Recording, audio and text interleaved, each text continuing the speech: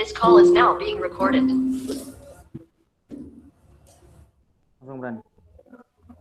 Assalamualaikum warahmatullahi wabarakatuh. Waalaikumsalam. Saya Freddy dan saya dari kelompok 7.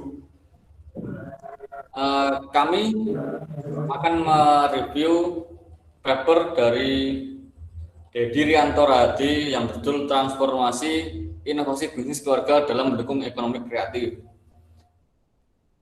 Dan untuk teman-teman saya yaitu ada Isla, Izamara, Lulu, Dimas Ali, dan saya sendiri. Setelah itu akan dijelaskan oleh Nita. Monggo Nita.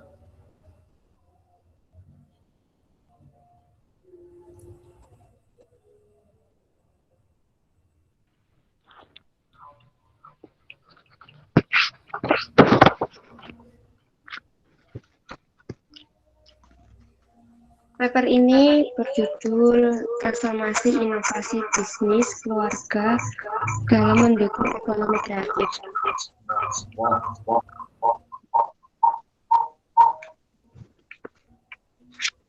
Dari jurnal Ecomen Global, volume 2, halaman 1-11.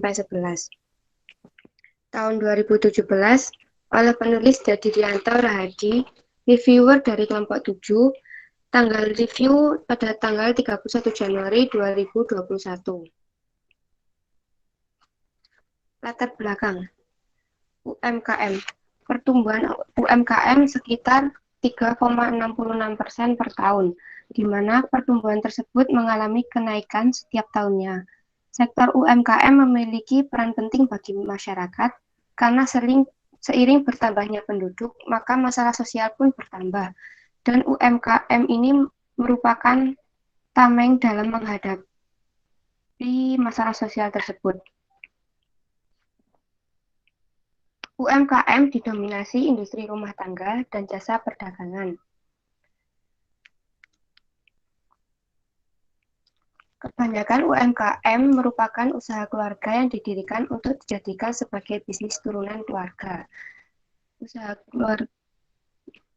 keluarga. Bisnis keluarga seringkali mengalami pasang surut dan perkembangan usahanya tidak menunjukkan hasil yang menggembirakan, di mana banyak kegagalan yang disebabkan oleh faktor kurang adanya kaderisasi, manajemen yang kurang baik, jenis usaha yang kurang kompetitif, dan sebagainya. Orientasi keluarga terhadap usaha yang didirikan ada dua macam, yaitu inward looking dan outward looking. Di mana inward looking merupakan keluarga yang cenderung konservatif dengan mempertahankan kondisi yang sudah berjalan dengan meminimalisir terjadinya perubahan. Dan outward looking merupakan keluarga yang memiliki pandangan ke pasar dan mengambil peluang dari perubahan sekecil apapun. Bisnis keluarga memiliki dua macam. Yang pertama yaitu perusahaan milik keluarga, tetapi dikelola eksternal keluarga, dan perusahaan yang dimiliki dan dikelola oleh anggota keluarga pendirinya. Permasalahan bisnis keluarga yang sering muncul yaitu masih minimnya realisasi inovasi yang dimiliki anggota keluarga dalam mengembangkan keberadaan bisnis keluarga. Landasan teori. Yang pertama yaitu ekonomi kreatif sangat tergantung kepada modal manusia atau human capital, intellectual capital, atau creative capital. Menurut Simatupang 2017, industri kreatif yang mengandalkan talenta, keterampilan, dan kreativitas merupakan elemen dasar setiap individu. Unsur utama industri kreatif adalah kreativitas, keahlian, dan talenta yang berpotensi meningkatkan kesejahteraan melalui penawaran kreasi intelektual. Ekonomi kreatif memiliki 13 sektor, periklanan, arsitektur, seni dan barang-barang antik, kerajinan, desainer fashion, film, software rekreasi interaktif, atau video game, musik, seni pertunjukan, penerbitan, perangkat lunak, dan televisi atau radio. Kesimpulannya, ekonomi kreatif merupakan kreativitas seseorang dalam mengubah atau mengembangkan produk atau jasa menjadi lebih unik dengan memanfaatkan teknologi informasi yang memiliki keunggulan bersaing.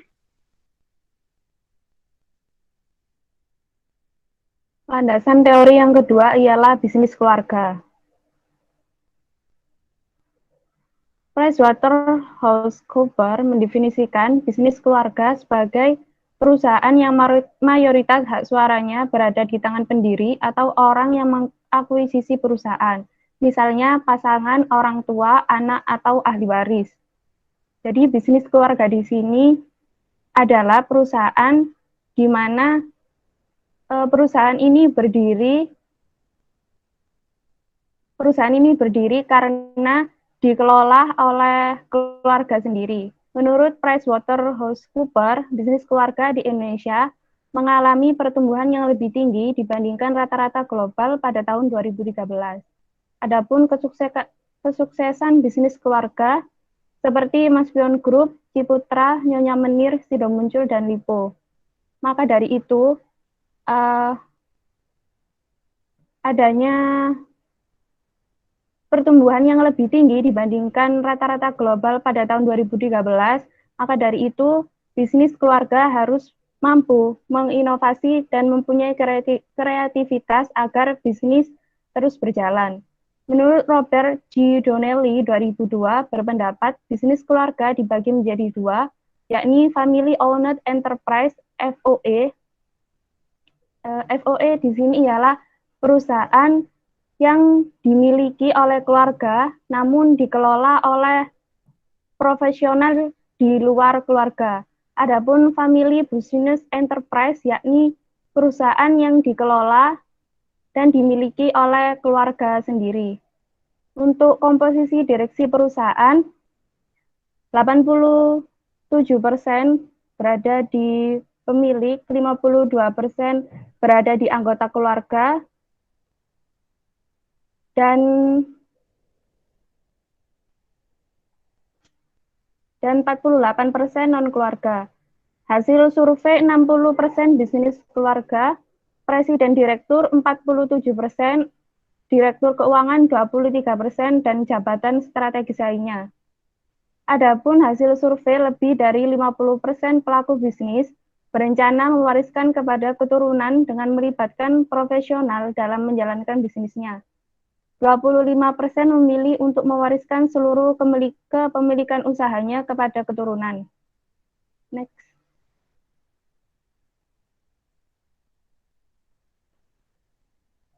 Landasan teori bisnis keluarga di sektor UMKM.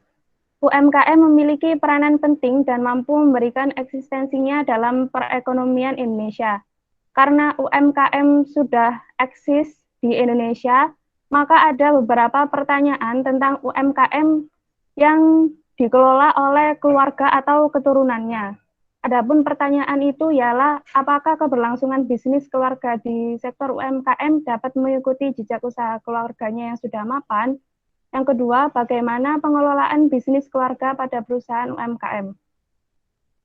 Dewanto berpendapat bisnis keluarga di sektor UMKM dapat dibedakan berdasarkan keinginan, keterlibatan anggota keluarga, kepemilikan dan manajemen berdasarkan kepemilikan saham oleh anggota keluarga yang terlibat.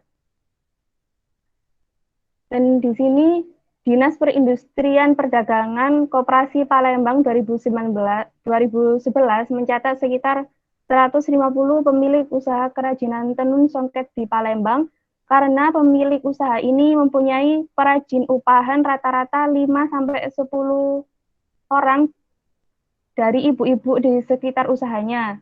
Dan usaha songket ini, pemilik usaha tersebut mengelola bisnis secara turun-menurun dan mengembangkan usaha sendiri. Jadi bisnis keluarga di sektor UMKM kerajinan songket. Next.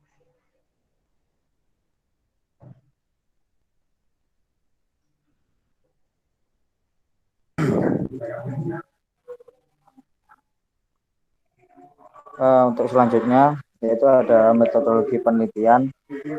Metode yang digunakan adalah metode analisis deskriptif kualitatif, yaitu menganalisis, menggambarkan, dan meringkas berbagai kondisi situasi dari berbagai data yang dikumpulkan berupa hasil wawancara atau pengamatan mengenai masalah yang terjadi di lapangan. Penelitian akan mengungkapkan dan menganalisis fenomena bisnis keluarga sektor UMKM di Kota Palembang.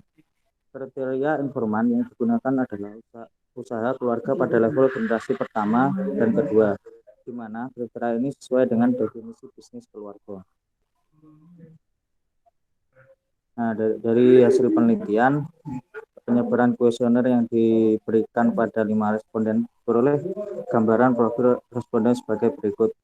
Yang pertama yaitu omset per bulan. Jadi pada omset per bulan ini diperoleh 3 responden. Yang pertama yaitu tinggi antara 20 sampai 30 juta per bulan.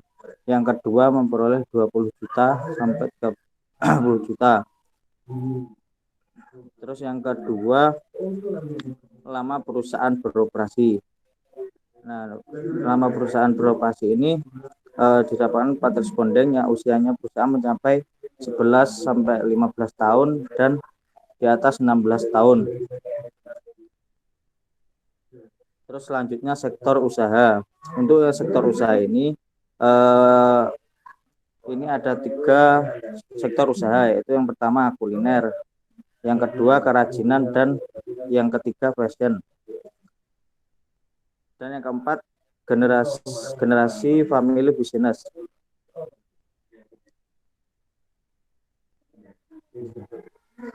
Dan yang terakhir ide inovasi yang dilakukan. Jadi untuk ide inovasi yang dilakukan ini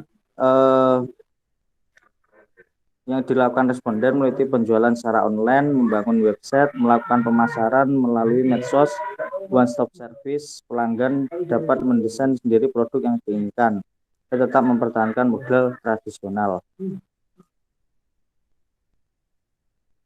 Halo.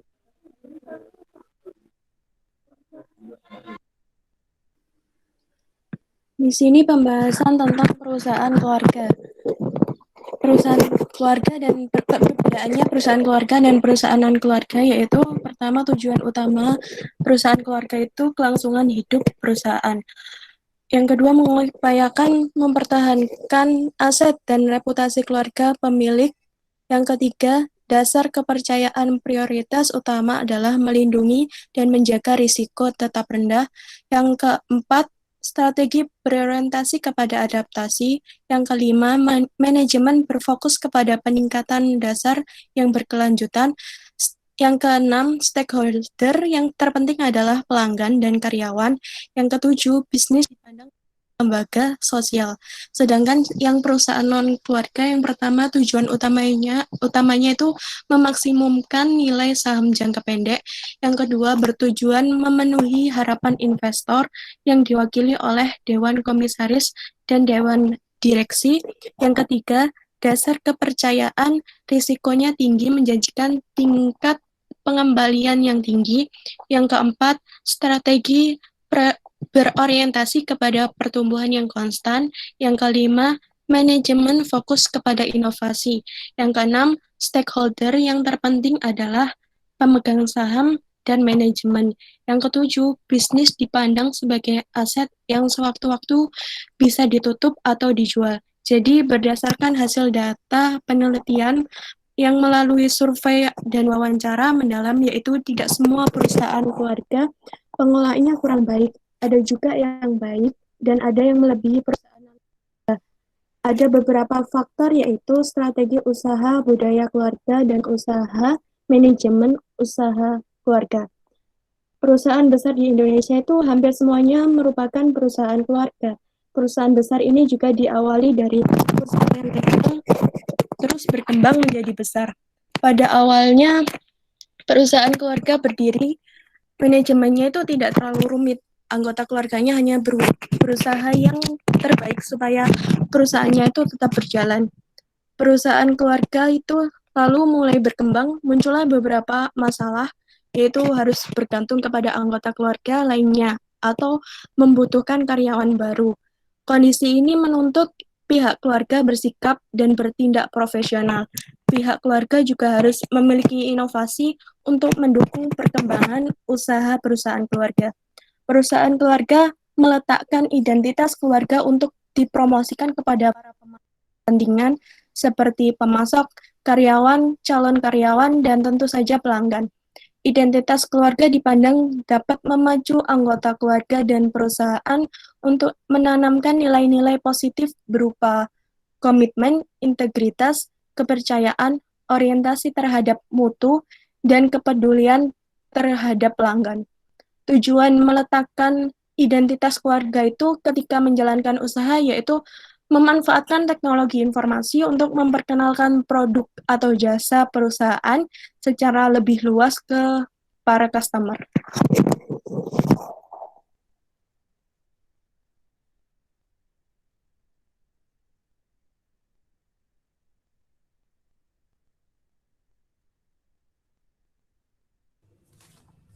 Nah, ini adalah salah satu gambar konsep transformasi bisnis keluarga ekonomi kreatif.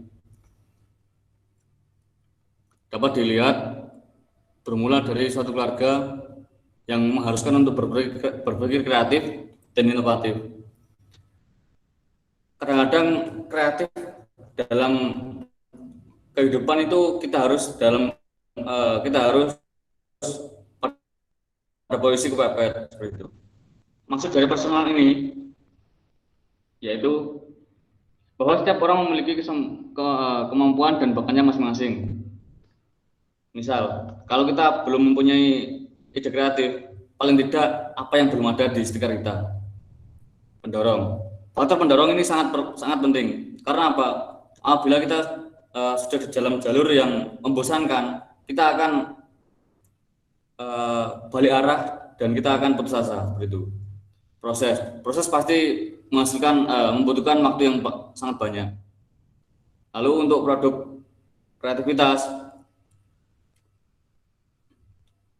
kita harus mempunyai pikiran yang kreatif untuk menciptakan produk apa yang kita buat nanti. Ya, seperti yang saya ucapkan tadi, kita harus melengkapi apa yang kurang di lingkungan sekitar kita apabila kita tidak bisa berpikir kreatif. Lanjut. Jadi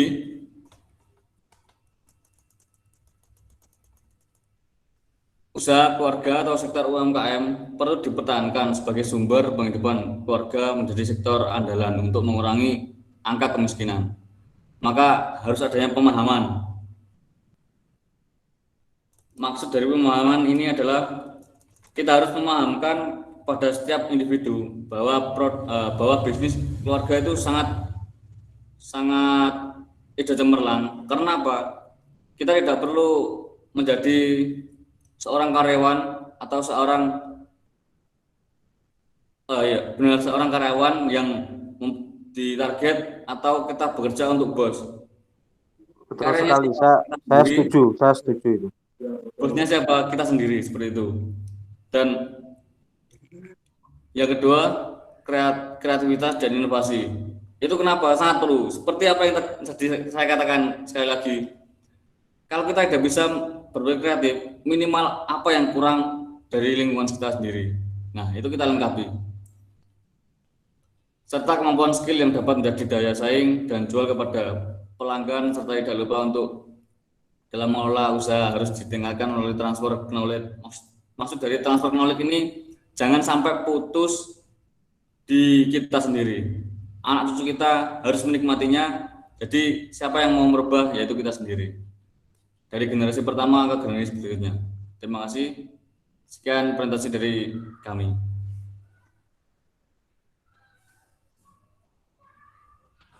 Usul. Ada kemana Pak Tenis itu?